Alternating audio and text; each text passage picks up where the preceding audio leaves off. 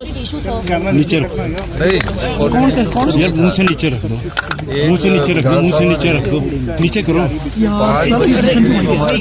चाय पर खाया था। अरे पीटीआई थोड़ा डाउन करो यार, ये ना नीचे के बाद क्यों नहीं रहो? हमारी कैबिनेट थी तो उन्होंने बोला कि मेरे हमारे पास चाय पीने आओ, तो मैंने बोला आप तो स्पीकर महोदय हम कैबिनेट करके आते, कहते आप हमारे पास चाय पीने आधा घंटा आ जाते तो मैंने जाना है। तो हम सब लोग मंत्री परिषद थोड़ा डाउन रखो यार, इनके पास कड़सी चाय पीने के लिए आए और हमने इनके साथ चाय पी। और जब राजनीतिक लोग बैठे होते तो राजनीतिक चर्चा तो होती है। सर एक बात ये कही जा रही क्योंकि आपने कहा था कि 6 में से 3 बागी विधायक आप वापस आना चाहते हैं कांग्रेस के खेमे में, तो उसको लेके भी कोई विचार हो रहा है?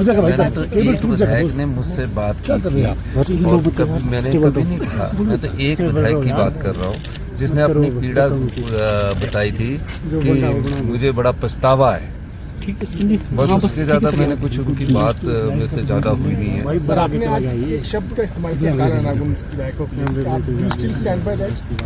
देखिए बात सुनिए, मैं ये कहना चाहता हूँ राजनीतिक जीवन में जो पार्टी को धोखा देते हैं और जिस पार्टी के चुनाव चिन्ह पर होते हैं वो काले नाग और काले सांप कहलाते हैं।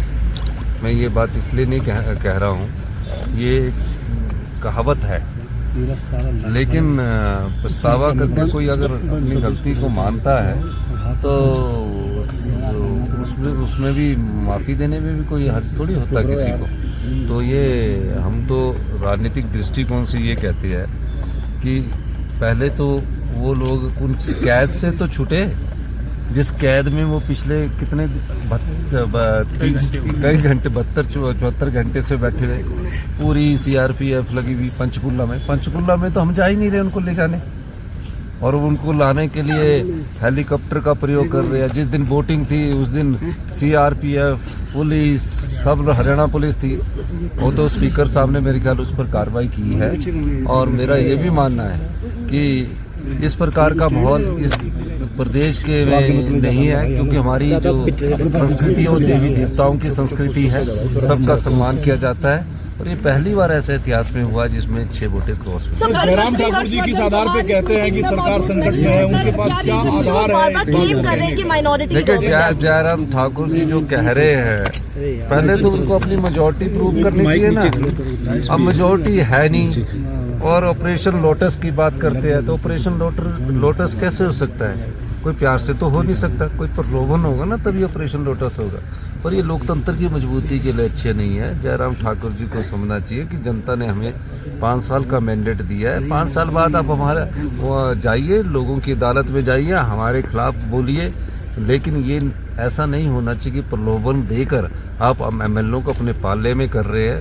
मैं तो उन सभी एमएलओ से भी अनुरोध करना चाहता हूँ कि आप प्रलोभन में ज्यादा ना आइए। जनता सब जानती है और हिमाचल की जनता इसका मुंह तोड़ जवाब देती है। सब प्रतिभा सिंह जी ने नरेंद्र मोदी की तारीफ की। प्रतिभा सिंह जी ने ये भी कहा कि भाजपा से अगर कंपेयर करना है तो अभी से कांग्रेस को अपनी तैयारी करनी पड़ेगी। हम भाजपा के कंपेरिजन में बहुत कमजोर है, अभी इश्यूज बहुत बीच है हमारे। इस सवाल का जवाब तो वही दे सकते हैं। सर शिमला जिला को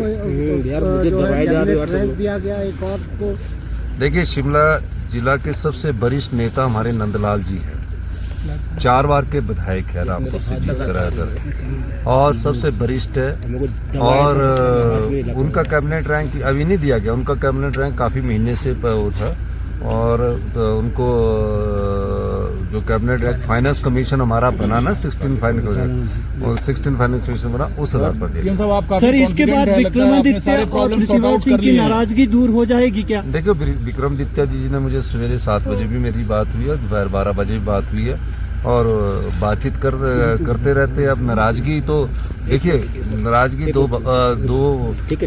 परिवारों में होती रहती है। हम तो एक परिवार के सदस्य हैं, एक परिवार में भी तो कई बार बातचीत होती है, नाराजगी कुछ नहीं है। उन्होंने सवेरे मुझसे बात की है और आज भी उन्होंने मुझसे दोपहर पर बात की है। सब ठीक है, कोई चिंता ना करिए, कांग्रेस की सरकार 5 साल चलेगी। धन्यवाद।